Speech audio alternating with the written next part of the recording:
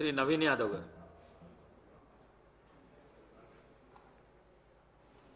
Speaker గారికి, deputy speaker గారికి, గౌరవ ముఖ్యమంత్రి గారికి, మంత్రులకు, గౌరవ మంత్రులకు, సభ్యులకు, అధికారులందరూ కూడా నమస్కారం.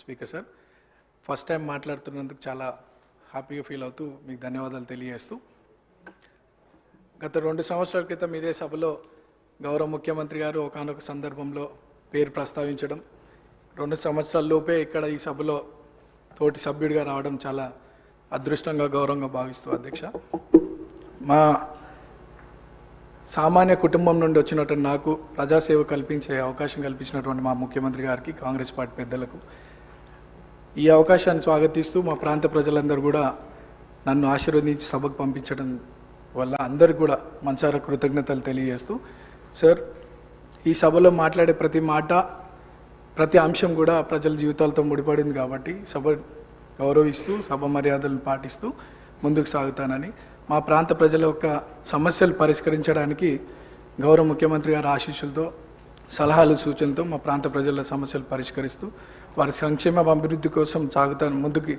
అదే నా లక్ష్యంగా పెట్టుకొని ముందుకు సాగుతానని. అట్లానే మా ప్రాంతంలో కృష్ణానగర్ అనే ఒక ఏరియా ఉంది సార్, దాదాపు 30-40 సంవత్సరాల నుండి అక్కడ వర్షాకాలంలో చాలా వర్షం వల్ల చాలా ఇబ్బందులకు గురవుతున్నారు ప్రజలు. మా మంత్రులు, అధికారుల దృష్టికి తీసుకెళ్ళినారు, అది పని కొద్దిగా ఆలస్యం అవుతుంది, తొందరగా పూర్తి చేయాలని ఒకటి సభ ద్వారా కోరుకుంటున్నాను. అట్లానే హైటెన్షన్ లైన్స్ మా ప్రాంతంలో ఉండడం వల్ల 10ల సంఖ్యలో ప్రజలు చనిపోయినటువంటి విషయం పూర్వంలో, అది కూడా అధికారుల దృష్టికి తీసుకెళ్ళినారు. అది కూడా అండర్ గ్రౌండ్ కేబులింగ్ ఫాస్ట్గా చేయిస్తే ఆ ప్రాంత ప్రజలు సురక్షితంగా ఉంటారనేది ఒక సందేశం మీ ద్వారా అందిస్తున్నాం అధ్యక్ష. అండ్ చాలామంది పిల్లలు కూడా అక్కడ చదువుకొని 10th తర్వాత ఫైనాన్షియల్ ప్రాబ్లం వల్ల చదువుకోలేని పరిస్థితి. సో అక్కడ ఒక ఇంటర్మీడియట్ అండ్ డిగ్రీ కాలేజ్ కూడా వస్తే బాగుంటుందని ఒక అభిప్రాయం తెలియజేస్తూ, నాకు ఈ అవకాశం ఇచ్చినటువంటి మీకు థ్యాంక్స్. మినిస్టర్ గారు, సభ్యులు చెప్పిన అంశాలని నోట్ చేసుకోవడం జరిగింది అధ్యక్ష.